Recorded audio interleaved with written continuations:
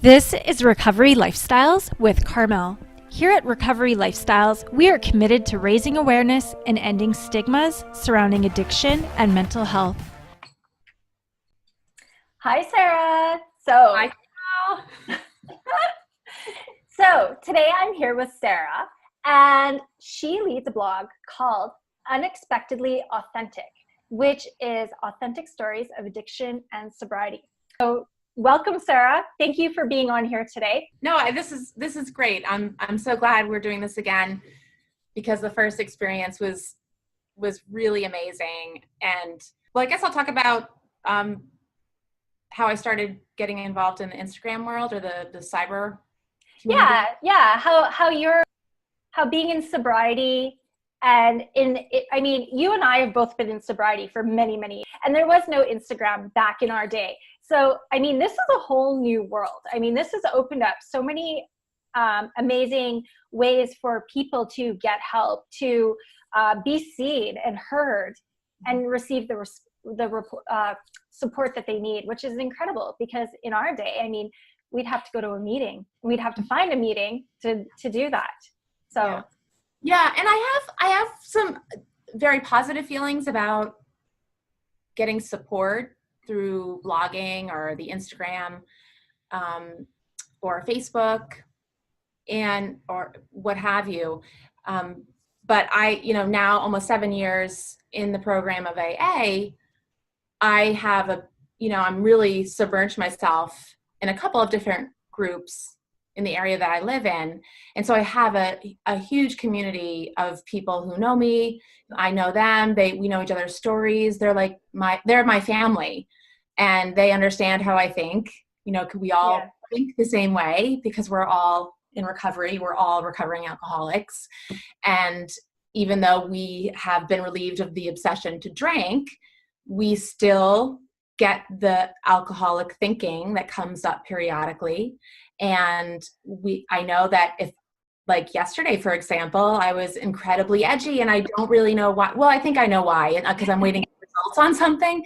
And I just needed to get out of the house. And I thought, I don't want to snap at my kids. It's not their fault that this is a delay, that I have to be patient for waiting and getting the results. And so I went to an AA meeting, and it was a beginner's meeting, and it was closed discussion. So it gets really raw, and a lot of people who are crying and who are really struggling. And, there was one woman who shared about how she was so grateful for AA, that there had been nothing else that had worked for her. And I just felt myself getting emotional myself because it brings me back to the beginning. It brings me back to when I was so helpless and so desperate to get sober. And there wasn't Instagram, there wasn't any, kind of outlet online that I could go to that I knew of. So, and all I knew was AA. So that's when I went to AA, and that particular meeting I was in last night is the meeting that saved my life, that really helped me to be relieved of the obsession to drink, and then to really, dig into the fourth step, which is, Yeah, wow. I mean, talk about coming full circle. Totally. Yeah. And that's what's great about the area of New Jersey that I live in. There's so many AA meetings. I mean, there's really no excuse for missing a meeting, because any day that's like all day long within a 5-mile radius of my house. I kid you not. And I am so incredibly grateful for that. But there are days where, I'm sick, or let's face it, it's rainy. My back hurts or something. And I just I don't feel like getting out of the house. I'm just feeling tired. So I can go on to Instagram now, or go onto my blog and do some writing, or read some other blogs, and just DM with other recovering alcoholics that I've connected to through Instagram. And it does help to some degree, because, if I'm having a rough day, and you get that feedback because you have the other people who are in it for the same reason, they're wanting to support each other. And I think that's the beauty of Instagram, is that it is another way to be a part of a fellowship. I could not live on that fellowship alone. I still need AA, and I need to meet here in this room with my sponsees, and I need to give back in person and set up rooms and make coffee and do all that, all the 12-step work that really helps to keep me sober. And so why do you think that it's important? Why is it so important for people, even in early recovery? I mean, I just want to back up a minute and talk about those early days, right? When you're feeling vulnerable. Why is it important to have that fellowship? And then secondly, why do you feel that it's important for people to be able to share their story, which you are offering a platform to? Okay. Yeah. Well, so those are great questions. And the first question, for me, I can say for myself, I'm relieved that I didn't know anything, that Instagram at the time didn't exist. I did not go to Facebook for support because I didn't know if there was. I just didn't know that. So I'm grateful for that, because I really needed to be with, like, physically be with other alcoholics. And I needed shoulders to cry on. I needed to, to work with my sponsor, who would hug me when I was crying about something that was, very difficult in my life, or something that I was, that hurt me in my past and that I would drink over. And, now to be able to have other alcoholics, recovering alcoholics, be in the same room with you, it's there's something very profoundly sacred about sharing space with somebody. It's almost like a sanctuary. You're sharing space with people who have literally, they've been close to death. They may have died and come back and been given the opportunity to get a second chance to live a better life, a life in sobriety. And so here we all, everyone's in this room so grateful that we're not drinking today, because we live the day, right? And so to be able to be with people who truly get it, and you can see their faces, you can see their responses, you're safe, you're with women, there's women's groups, or, there's mixed groups, whatever you want, they have those kind of groups.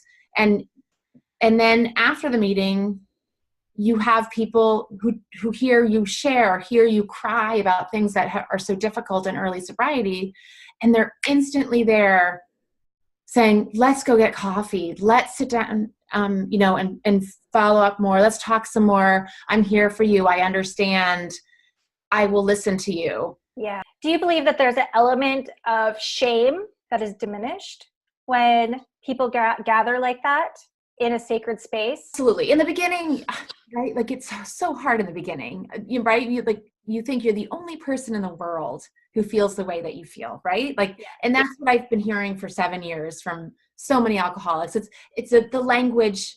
We have this almost like universal language of active addiction and recovery language that we didn't know that we shared until we all came together and we were saying the same things, like, I'm sick and tired of feeling sick and tired. And I thought I coined that phrase, and I realized it's in the big book, and like that, wow, that's incredible. And the more you go, the more you hear people have been where you're at, and they reinforce that, listen, you're not alone. We know how you feel. It's going to get better. Trust me.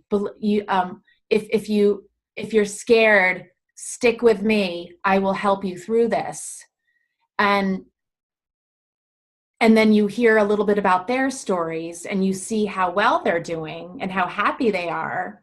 And you think, they don't act ashamed. They act really, really grateful all the time. And that's something that in the beginning for me, I both wanted, but would get annoyed at, because I was so sad and angry and like all these feelings that, I had from 25-year-long drinking love affair, essentially. And, most people who walk into the rooms like I did are baffled by how happy these people are. Yeah. And I think that's really what helps to kind of chip away at the shame that you're feeling. Okay, these people don't seem ashamed. They feel that they seem to be really proud to be here. And you hear people, my sponsor, she says, she introduces herself as a grateful recovering alcoholic.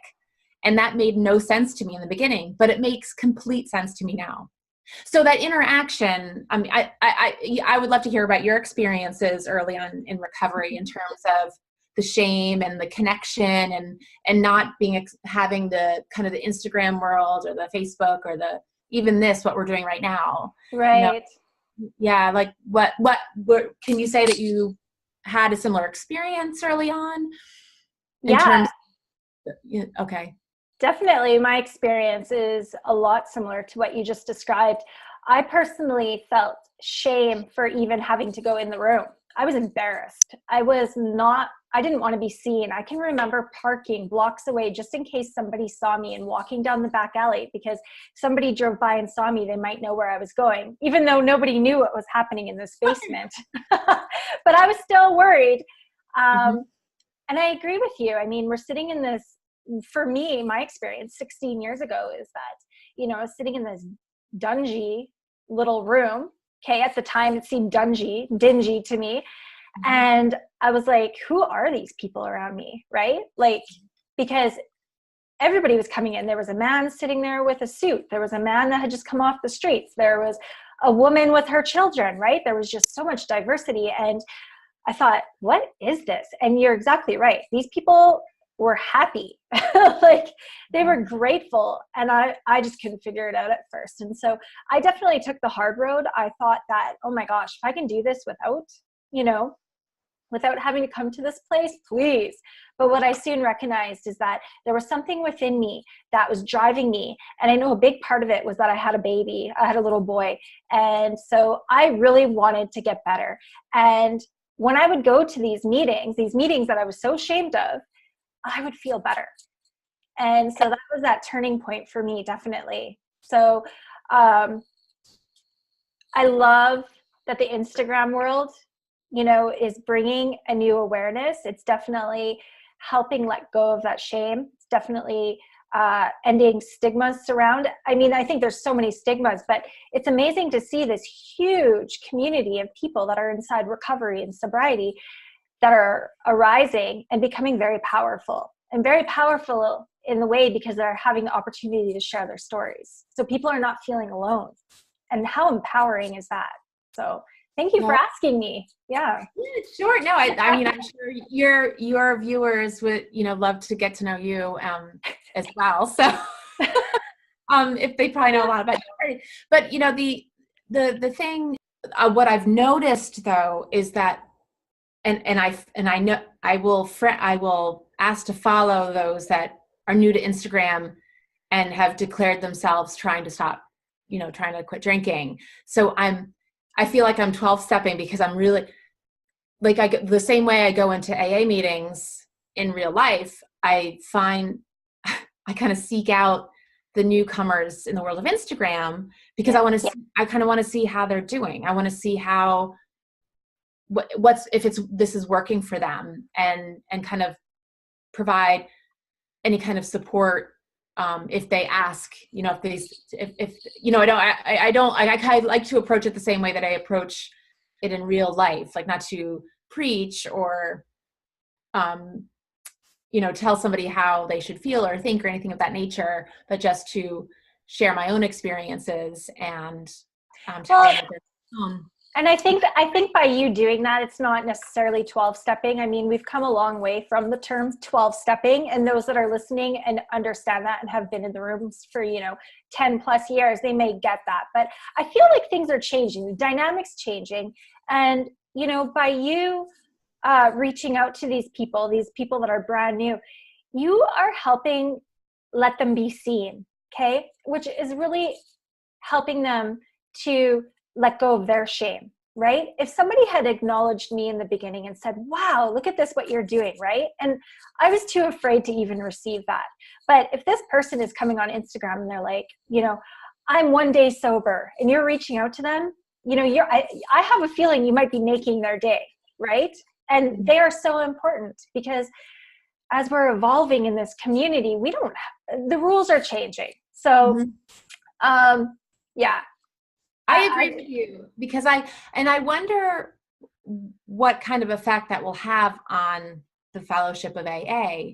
I don't think you could really punch a hole through the program, but I think I think there's kind of like, it seems to be this kind of subgroup of AA people who are willing to not necessarily be anonymous, like, and that's okay. And for me, I'm proud to be a part of AA, and I haven't exposed anybody that I know in the program, but I do like to share about my experiences because I feel that it may help somebody else. And I do like connecting with people. And so it's interesting. I know we've talked about this before, I think, about how there's kind of a little bit of some conflict about, people who are sharing about being in AA and others who feel like they shouldn't be on Instagram, they shouldn't be doing any blogging, that they should just stick with the rooms and keep it completely separate.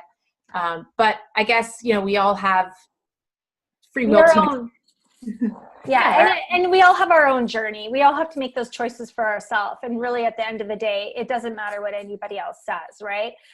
If you're staying sober and you're experiencing joy and peace in your life, then you must be doing something right. And that's, I think, the number one thing. And so I believe that as well, the celebrity world is really making it okay to talk about these things. And there's this little window that I feel is happening with all these movies that are being created, and celebrities coming out and saying that, I was a drug addict, or I was an alcoholic, or whatever. And it's very empowering in a way. And it may make some people feel uncomfortable. And that's okay, because that's their journey and they need to do what they're doing. But how wonderful is it now that a 20-year-old can be like, I'm sober, right? Mm-hmm. Like, that's amazing, because that it's like a cool thing to do. to like be sober.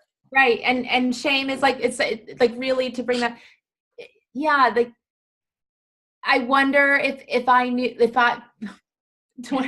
26 years ago when I was 20, if I knew I was struggling with alcohol way back then. I mean, I knew I loved alcohol way too much right from the beginning. And I always knew that there was something a little different about me, and and that I always wanted to continue drinking, and I could never stop. But if I knew that if I discovered that I could go on my phone and go to Instagram and see that, what? Oh my gosh, look at all these sober people. It's a little bit easier to kind of like, because you're kind of peeking around this corner, but nobody can really see you. And that's what's so hard about physically entering the rooms of AA, is that you're literally seen, and not to dissuade people from going by any means, but it takes so much courage for those of us who step into the rooms of AA right in the beginning, who are terrified and feel ashamed and at the worst at the bottom. And once we get in and we know that we can be helped, it's better. But then when you have just this phone and you don't necessarily have to put any pictures of yourself. You can just, say your day count and say how you're feeling. And there's so many people who respond, and that, I feel hopeful in that perhaps more like our generations, like our children, will know that is another option for them to go to, that our children's generation, that, the generation that people just keep drinking more and more and more and more and more, even in our age group, as a means of, coping and numbing feelings and anesthetizing ourselves. It's just awful. But to be able to go on to Instagram or a blog or, Skype, or be on a podcast, to talk about, or listen to podcasts, recovery podcasts, it's just such a wonderful additional support system for it is world. Yeah, it is. And it's not to take away from the meetings, because I definitely feel that we need the meetings. I know I need the rooms. I still enjoy going to the rooms. I definitely go in phases, but in very early days of recovery for myself, I mean, I was there every single day. That was just a part of my life. That is what gave me and built the foundation for me to be where I am today. And without that, I wouldn't be here. I possibly could be dead. I very well likely could have been. The amount of times I OD'd and found myself in absolutely, awful situations is too many to even count. So, it's a miracle, and I'm grateful for that. So I feel that, Instagram it's a bit of a gateway maybe for people who are younger, or people who are afraid, or people who are covered in shame, because addiction doesn't discriminate. I mean, you can be extremely wealthy, or you can be on the streets, or you can be a professional, or you can be someone working at the grocery store. It affects all of us, and it affects all of us differently. And I think that having such a platform such as Instagram, and these podcasts now, just gives people that more opportunity to take a peek inside and look, right? Mm-hmm. And maybe when they walk in, not to be so afraid. Yeah. So, yeah. Yeah. Yeah. So we've been having such an awesome conversation. I love this little idea. I'm so grateful. I mean, we were just laughing about how we actually have never even met, but I feel like I'm very close to you. I'm like, we're like having the millennial friendship here. So, and I think it was so awesome the other day when we were just chatting, and we're like, we could have like a little mini AA meeting, on the podcast. And so that's what led to today. And I want to bring just some awareness to what you're doing. So would you like to share a little bit about your blog and where it's going right now, and what you're doing for your fellow addict? Sure. Well, I started, it was in September.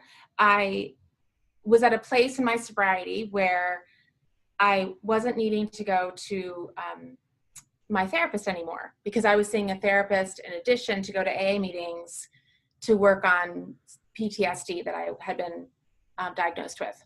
So I worked with her for a good 4 years, and I worked really hard. Like, I was so desperate, and I was so eager just to get better. And I know it's a process and it takes some time, but I was at a place where she agreed that, that I can kind of branch off now and stick with AA meetings. And I still am very committed to regularly attending AA meetings and leading meetings and having sponsees.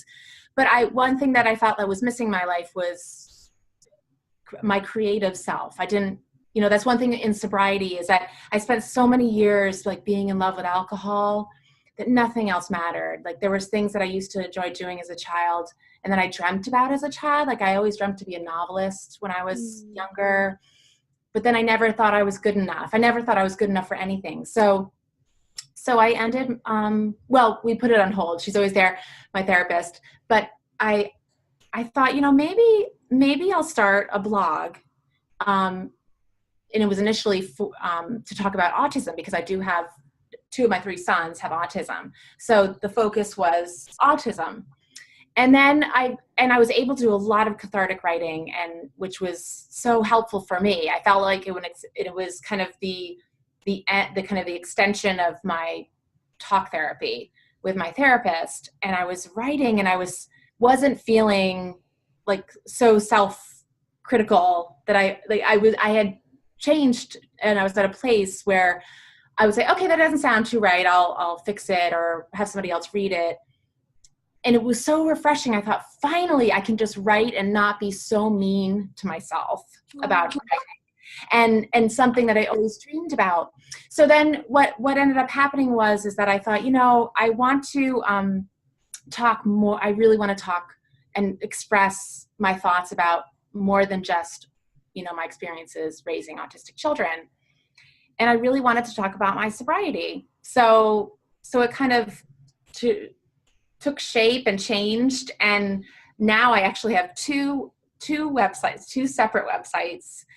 One is Unexpectedly Autistic, because I had 2 sons that I didn't expect to be autistic.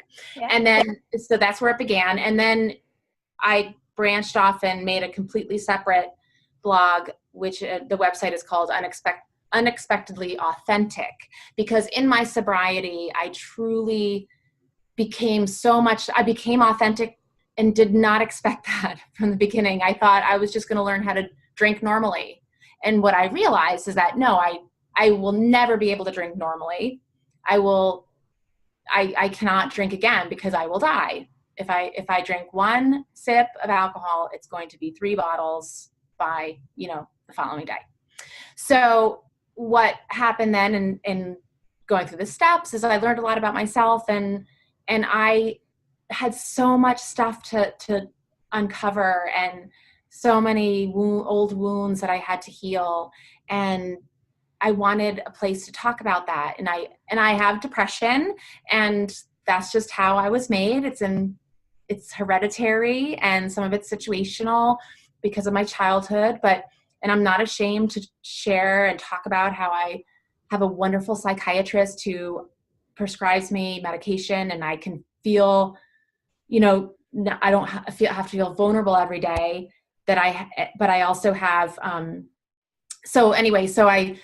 this website, as it evolved, it was becoming a lot about my story and my experience. And then I started to feel a little bit selfish. I thought, I'm getting kind of bored of talking about myself. And although I will periodically blog or write about something, I'm finding myself just really intrigued with other people who are entering the world of sobriety. And so I've started a new part of my website, which is inviting people to share their stories, and then, I can edit it or just keep it as is and put their stories on my website to share with anyone who follows me or follows my blog. Because I understand, I know there's a lot of us who are in recovery and who have tasted sobriety, and they want to share how wonderful it is and how life is so much better in sobriety, and recovery is possible if you're willing and wanting. And so to share those stories does nothing but inspire people. And I always get such positive responses. And when I hear somebody, I get a comment or mostly private comments from women who say, this was exactly what I needed to hear today. This has really helped me get through today. I was struggling. And if I can just help one person, that I feel my heart just glows. My spirit soars, because I feel like I've given away what was so freely given to me in the beginning of my journey. So if somebody listening would, if they're interested in reading or they're interested in submitting their story to you, how can they do that? Well, they can go to my website, which is unexpectedlyauthentic.com.